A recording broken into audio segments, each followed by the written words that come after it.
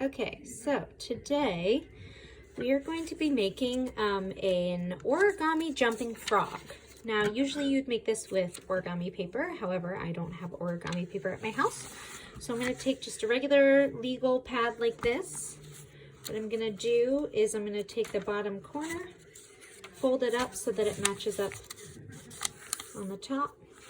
And then I'm going to cut along this line and it's going to give me perfect square. So you can turn any paper, you want it to be as thin as you can get it, otherwise it's going to be hard to crease. So now your paper should look like this, just a big old square. It's okay that it has that crease because you're going to actually use it in a little bit. So the first thing you're going to do is take this side and you're going to fold it so that it matches up with the other side. And then crease it as well as you can along the edge. And then what you're going to do is you're going to take the top corner and you're going to fold it down so that it matches up with this edge. And crease it as well as you can. Then you're actually going to unfold that piece. So you have this crease right here. Then you're going to do the same thing on this side so that it makes an X on in the creases on your paper. So you want to do one corner and then the other. And then you can unfold it. See that X right there? Then we're going to do the same thing with this side. So bottom corner, and actually fold it right on that crease that's already there,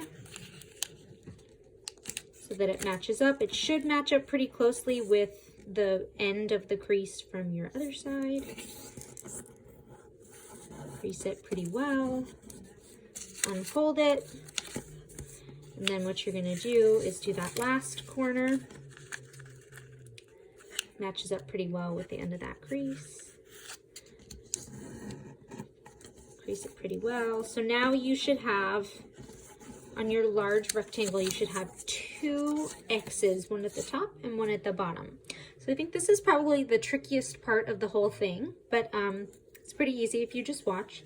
So what you're going to do is you're going to take these two triangles on either side of your X and you're kind of just going to pinch them towards each other. And what's going to happen is this top flap is going to come to lay down in the middle, kind of like that, and then you're gonna flatten out the top part so that it looks like that on the inside. So all I did was pinch the two X's and it kind of made its own triangle on the top. And then you're gonna try and crease the paper on the inside so that this triangle you just made stays pretty flat. And then what you're going to do is turn it again and do the same thing on the other side. So watch again. You sort of pinch the two sides together. And then these two corners need to come out so that your triangle can lay flat. And now it should look like a diamond or a square depending on how you're holding it. It should be pretty flat. Like that, and it looks like that on the inside. Keeping it like this, what you're going to do is turn it so that this crease right here, this break in the paper is facing up and down. And then what you're going to do is you're going to take one corner, doesn't matter which one you start on because you're going to do all of them. You're going to take one corner and you're going to fold it up so that it matches up with the top point and the side of your square or diamond. So it should look like that. It should look like a little triangle that matches up with the top of your square. And then what you're going to do is take the flap on the other side and do the same thing. So you have, it should line up to make a small diamond or a small square on one side. Then you're going to do the same thing on the other side.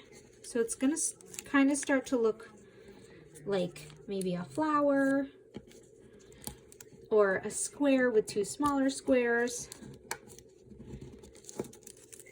But eventually you're gonna just have something that looks like this.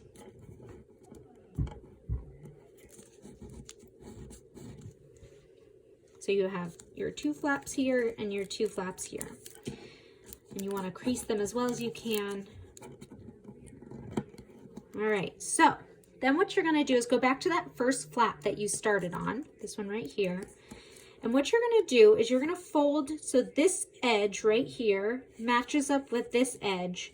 And I'll show you what that looks like. It's gonna cause this point to come sort of off to the side, which is exactly what we want. But if you see this edge right here, I'm gonna match it up with its own edge right there.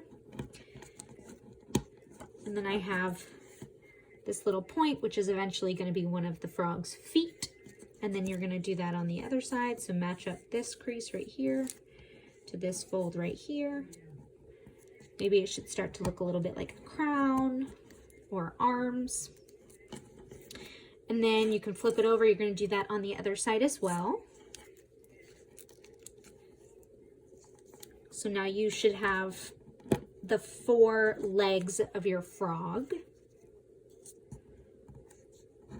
And then choose one side. It doesn't matter if you choose this side or this side, they're exactly the same, but you want to choose one side. So I'm going to choose this side right here. And what I'm going to do is I'm going to flip my frog over. See, it kind of looks like a turtle right now. And I'm going to take this point right here and I'm going to fold it sort of up to its belly so that you can see the foot and the knee of the frog. You can't really fold it past that because these creases don't allow you to do that. So fold it up as far as you can. And this is the bottom of my frog. This is the back legs. This is my frog's face and my frog's 2 front legs right there. So then what you want to do is turn it to the side and take one corner. It doesn't matter which one you do first. You're going to do them both. You're going to take this corner right here, and what you're going to do is you're going to fold it so that this crease right here actually matches up as well as you can with this crease. So what that looks like is you have to sort of pull the point down towards the bottom of the frog. It's only going to let you go so far because there's a crease here. And then what you're going to do is crease that as well as you can. Now you can see the top legs, one of the legs at the top of the frog. And then you're just going to take the other point on the other side, do the same thing so that the whole body of your frog looks pretty much like a giant triangle. So you should have a triangle and then 2 front legs and 2 back legs. Now, this is the last step, and you can sort of play around with this step so that you get the best jump from your frog. But what you're going to do is you're going to actually, as best you can, try to fold your entire frog in half right here. So I'm going to show you what that looks like. I'm going to try to fold as best as I can, just so that that little bit of paper is on one side. I'm going to squeeze it. We're trying to make kind of something that looks like a stair. And then what you're going to do is, if you see this crease right here where the frog's legs meet in the middle, you're going to fold the whole thing back over. So I'll show you that one more time. But basically what you're going to do is you're going to fold it where the body meets the bottom, the whole frog, crease it. And then where the top of the legs meets the body, you're going to fold it back. So your whole frog should now look like this, and you should have a sort of something that looks like a step right here. So then if you press right in the middle of the back, you sort of fold the step down, then when you let go,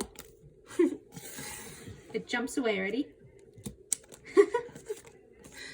And I didn't have any origami paper, so I couldn't make it green, but you could color your paper green. You could add some little eyes or give them a name, but it doesn't really matter. You can do whatever you want with your frog. Thanks for watching.